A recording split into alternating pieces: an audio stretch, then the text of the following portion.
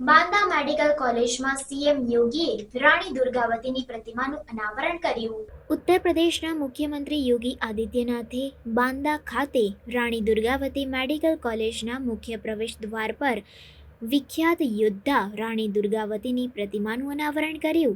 આ સમારોહ તેમના એક દિવસના બાંદા પ્રવાસ દરમિયાન યોજાયો હતો. મુખ્યમંત્રીએ તેમના ભાષણમાં રાણી દુર્ગાવતીને બહાદુરી અને બલિદાનનું પ્રતીક ગણાવ્યું અને મુગલ સામ્રાજ્ય સામે તેમના રાજ્યનું રક્ષણ કરવા માટેની તેમની ભૂમિકા પર પ્રકાશ પાડ્યો.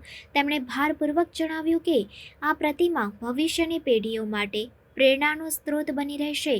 આ પ્રસંગે જલ સંસાધન મંત્રી સ્વતંત્ર દેવસિંહ, જલ સંસાધન રાજ્યમંત્રી રામકેશ નિષાદ અને જિલ્લા પંચાયત પ્રમુખ સુનિલસિંહ પટેલ સહિતના અનેક મહાનુભાવો ઉપસ્થિત રહ્યા હતા.